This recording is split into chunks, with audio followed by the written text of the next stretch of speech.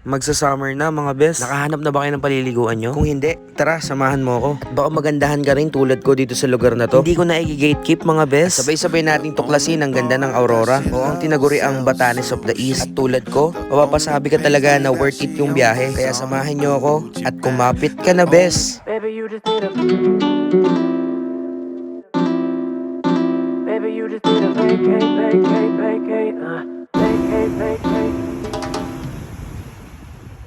Mag-aalas 2 nga pala ng madaling araw nung kami ay bumiyahe. Kasi 8 oras daw ang biyahe. Papunta sa Aurora. At ito nga pala yung aming unang stopover mga best. Dito pala kami nag-stopover sa may Caltex. Bilhin na lahat ng kailangan sa biyahe. Siyempre, umihi na tayo mga best. Mahaba pa daw bago ulit mag-stopover. At pagkatapos yan ay bumili rin pala tayo dito ng merienda. Saktong pag minute snack lang, meron nga pala ako ditong spice ham and cheese tapos yung mineral water ng 7-Eleven. Grabe, sobrang init ng tinapay. At pagkatapos may turon si ate at bumili rin si Alex na may sisiw sa ulo. Ano bang klaseng mga pauso yan? Basta ako, pupudrip ako ngayon. Kita nyo naman kung gaano karaming palaman at pagkatapos nyan, uminom lang tayo saglit ng tubig at dumiretso agad tayo sa biyahe mga best. Maya-maya ay nakarating na nga pala tayo dito sa ating second na pangalawang stopover. Time check, 5:30 AM na pala neto. Dito na pala kami sa Rizal going to Pantabangan. Konting chicha lang, panlaman tiyan din to at pagkatapos ay rekta ulit sa biyahe at kung makikita nyo nga ay unti-unti na nagpapakita ang haring araw. Binuksan pala yung bintana nung pagdating dyan. Grabe, napakalamig ng simoy ng hangin. Sobrang makapigil hininga yung magagandang tanawin mga best papunta, lalo na yan na parang rice terraces. Grabe, napakababa ng mga fog at nung pagdating namin dito sa may Maria Aurora, grabe talaga, napakaganda ng tanawin. Kaliwat kanan yan mga best kung makikita nyo naman at kung makikita nyo dito,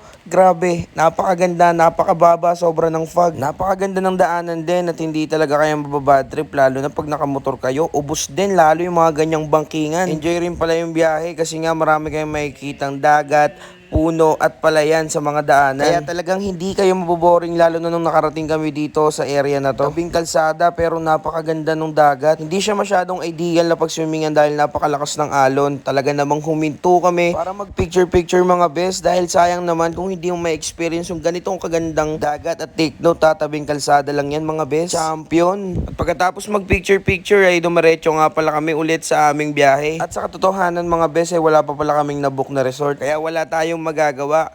Tara't mag-walk-in tayo. At nung nakarating na nga kami dito sa may Dipakulaw, nag-walk-in kami dito sa may Casa Corazon Beach and Resort. Inquire muna mga best at tanong-tanong muna at sisilipin din natin itong room na to mga best. Okay naman yung room, goods din yung dagat, pero pagkatapos niyan ay dumiretso nga pala kami dito sa may La Sunshine mga best. Inquire ulit tayo. Pero ang pinagkaibahan nga lang pala nila dito ay meron silang swimming pool. Pero na elbow din dahil mas prefer namin magtampisaw sa dagat. Ditong part kasi ng dagat is sobrang alon, no? At lagpas tao yung alon niya mga best, kaya bumalik ulit tayo dito sa may Casa Corazon Beach and Resort. Double check lang ulit mga best. At okay at nagkasundo nga sila. At mabait at madali lang kausap yung nakausap namin. Time check 9 AM in the morning. Nagakot na pala kami ng mga gamit kasi nag-early check-in kami. Since wala rin naman palang naka-check-in nung araw na yan. At pagpasok namin naubutan nga pala namin silang naglilinis. Kasi sobrang aga niyan. At salamat nga pala kay kuya na pina-early check-in kami. Dahil kung hindi ay nakakalokang talagang waiting ang gagawin namin. At ito pala yung room na nakuha namin mga best. Good for 10 pack siya. Meron siyang 3 bed na doubles. 2 sa baba tapos isa naman sa taas. Air condition din pala to mga best. Tara silipin naman natin yung taas mga best. Meron din pala sila ditong isang kutsyon gaya ng sinasabi ko na doubles. Tapos meron ding bintana. Natanaw mo ang dagat mula rito. At goods din pala yung spot na nakuha namin. Kita nyo naman paglabas nyo tuwing umaga ay makikita nyo yung ganyang kagandang dagat mga best. Iba't ibang klaseng room din pala tulad nyan. Yung iba air condition, yung iba naman electric fan lang. At marami din pala dito mga cottages. At sa nakuha ko nga pala naming room meron na palang libreng lamesa at upuan. Pero meron din sila ditong available na tables mga best. Tara at maglibot pa tayo. Meron nga pala ako nakita ditong napakalaking cottage kung saan pwedeng magawa ng mga big event. Kagaya na lang ng team building yung magkakatrabaho at dito nga pala yung kanilang grilling area. At eto naman pala best yung kanilang parking area, very spacious. At pagkatapos yan nahakot na namin lahat. Tara, food trip naman tayo mga best para sa ating pananghalian. Kasi sobrang toming-tommy na ako dito mga best. Eto nga pala kumuha nga pala tayo dito ng kanin. Meron na din palang luto ditong adobong baboy mga best. Kuha na rin tayo ng nilagang itlog pagkatapos ay tikman natin yung dilis. Sulit yung 8 oras na nakakapagod na biyahe kung ganito naman yung makikita mo. Kaya wala na tayong iba pang aantayin. Kaya first bite,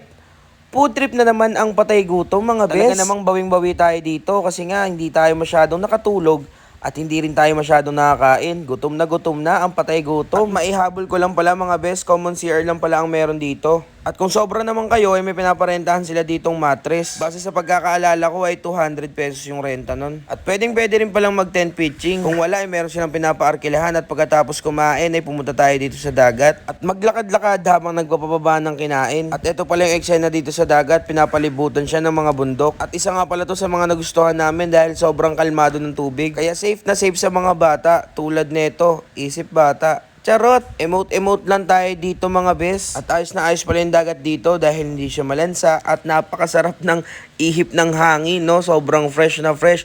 At habang nga pala nag-aantay na gumawa ng hapunan ay napag-isipan namin mag-shot muna dito. Tamang chill lang at para makapagpahinga na rin. At hindi yun basta natatapos sa inuman, kantahan din tayo mga bes. At sa sobrang ganda ng boses ko mga bes, maya nga pala ay umulan. Hindi pala ubra kapag umulan, no? Kasi walang tolda yung mismong room. Buti na lang at pinalipat kami dito nila kuya para maituloy yung kasiyahan. At wala rin namang tao dito. Papatila lang ang ulan at babalik rin kami sa pwesto namin. At pagkatapos nga pala ay naubusan kami ng yelo. Medyo malapit lang din pala yung pinagbilhan namin dito, pero malayo kung lalakarin nyo. 10 piso nga pala isang yelo, pero grabe naman sa laki. Tulad nito, grabe, napakalaki, bundat na bundat. At kumain muna nga pala tayo dito ng popsicle habang nasa biyahe pa uwi at nakauwi na nga pala kami. Tara na at mag-asikaso na tayo para sa ating hapunan. Tsaka nyo na ako yabangan kapag nakapagprito na kayo ng manok dito sa may ihawan. Dahil meron nga pala sila ditong pinapaarkilahan na parang halagang 700 yung kanilang gasul. Pero wala naman kami masyadong lulutuin, kaya nga napagtyagaan na lang namin magluto dun nga sa may ihawan. At pagsapit ng gabi ay syempre walang iba. Tara na't kumain tayo dito ng hapunan mga bes. Meron pala tayo ditong liempo, meron din tayong fried chicken, at syempre ito mga bes, yung samgyup strip. Kaya talagang food trip. Tara at magpakabusog muna tayo dito mga bes bago tayo lumusong sa dagat. Tamang tampisaw lang mga bes at anong oras na din ito at masyadong alanganin na. Sarap nga pala dito ng fried chicken, lalo na yung pancit canton mga bes, panalong panalo. At hindi ko na rin pala na-videohan yung pagpunta namin sa dagat, kaya maya lang rin ay naligo na tayo. At nagbanlaw, ganito pala yung eksena sa gabi dito sa may Casa Corazon. Nakatulog na pala yung mga ibang tao kaya tayo ang natira dito at tamang chill lang tayo. Shot lang ng konti at pampatulog. At speaking na pampatulog, anong oras na ako nakatulog? Kaya nga napakaagang magising ng ate ko para videohan yung napakagandang tanawin ng dagat kapag umaga. At nagtanghali pa nga at hindi pa rin tayo gising.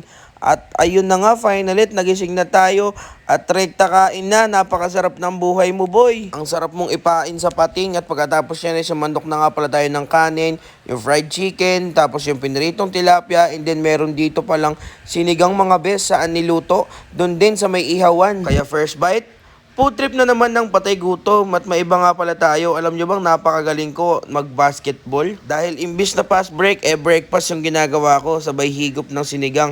Grabe, napaka-smoky yung flavor niya. Gawa ng sauling siya nga pala niluto at pagkatapos niya nakabihis na tayo at nakaligo na mga bes at ready na umuwi. Bago tuluyang umuwi, nagpicture pa nga kami at pagkatapos niya tara na, pack up na tayo mga bes at maghakot na tayo ng mga gamit papuntang sasakyan. Maraming salamat din at Jawan, Di Pakulaw, Aurora. Hanggang sa muli at sisiguraduhin kung babalik ulit tayo. Sa panahon yun ay nakamotor naman tayo para sigurado namang hindi kayo mabibitin sa mga magagandang tanawin mga bes. Comment down below naman kung saan sa tingin mo yung pinakamagandang dagat na napuntahan mo. Comment mo na rin kung taga saan ka para alam ko kung saan umabot tong video ko. At hanggang dito na lang, maraming salamat sa panonood. Share mo na din to mga bes. Like and follow mga patay gutom!